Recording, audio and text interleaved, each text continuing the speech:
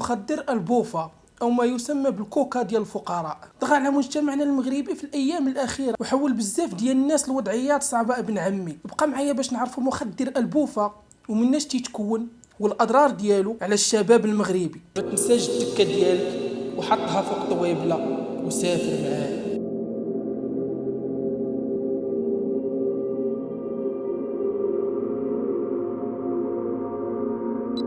الابداعات ديال الزطله ما تتوقفش على الابتكار. هكا تتلخص حكايه الكوكا ديال الفقراء واللي ولا منتشر عند بزاف ديال الشباب المغاربه وتيستاهل.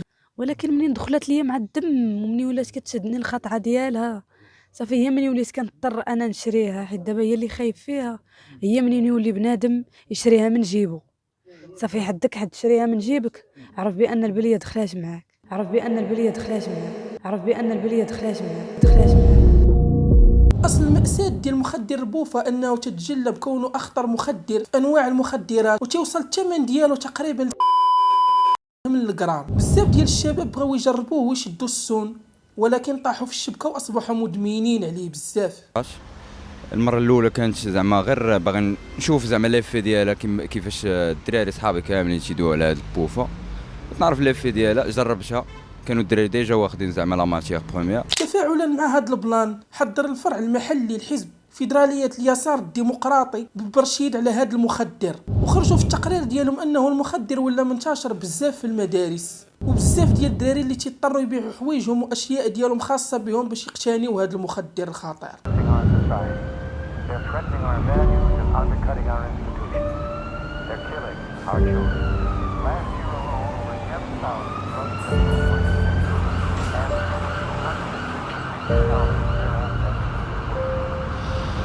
تيقول رئيس جمعية الأزهر الاجتماعية والثقافية بشعار ليلي بالدار البيضاء عبد المجيد القادري أنه لمدة 20 عام هما تيقوموا بممارسة التوعية والإرشاد وأنهم تواجهوا مع جميع متعاطين المخدرات وصرحوا بأنه مخدر البوفا والمستعملين ديالهم بهروهم وصدموهم وخلى حالات خطيرة اللي ما قدروش فعلا يتعاملوا معها ويعالجوها في مدة قصيرة. مخدر البوفا هو مخدر جديد بطبيعة الحال عندنا هنايا في المملكة. للأسف وللحسرة بدا كينخر يعني تلاميذ المؤسسات التعليمية في المحيط ديال المؤسسات، وبطبيعة الحال مين كنسمعوا البوفا بحال الا كنسمعوا داك المخدر ديال الكراك اللي كيتواجد اصلا في الولايات المتحدة الأمريكية. غير هو هذا المخدر ديال البوفا يعني بحال الا قلتي الوسخ ديال الكوكايين. الخطوره ديالو ان الى يعني داوم عليه داك الوليد او تلك الفتاه كيجعلهم انهم كيولي عندهم واحد الارتعاش. جاو عندنا ماشي حاله ماشي حالتين ماشي ثلاثه الحالات هنا في المركز، يعني كيبقى يرتعش.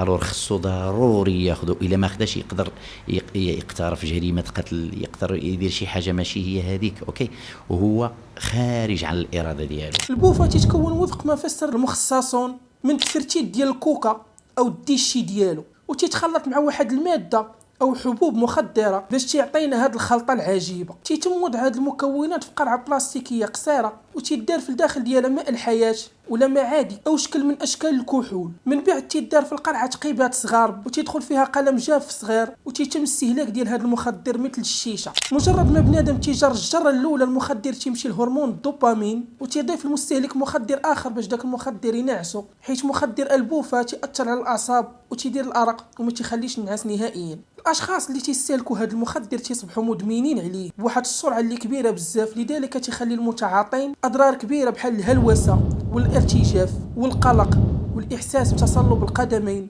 وبعض المرات تخلف صعوبه المشي. فاش تستهلك هذا المخدر فجاه تتعطل القدره الاستيعابيه ديال الشخص وما تيبقاش ضابط نفسه نهائيا وما تيبقاش يستوعب نهائيا ان هناك شي واحد تقدم ليه المساعده. الغايه من ترويج مخدر البوفا مازال حاليا الضباب عليها وما معروفش الاسباب ديالها، بحيث الناس اللي تجربوه تخاطروا بالنفس ديالهم وبالروح ديالهم، بحيث انه تيدفعهم لا اليوتيوب غضربنا بالكوبي رايت، بحيث انه تيخليهم يهبطوا الكتابه ديال حياتهم وتيغادروا عالمنا الواقعي.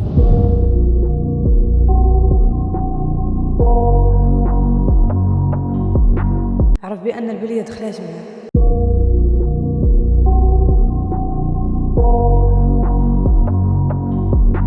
عرف بان البليه دخلات معاه.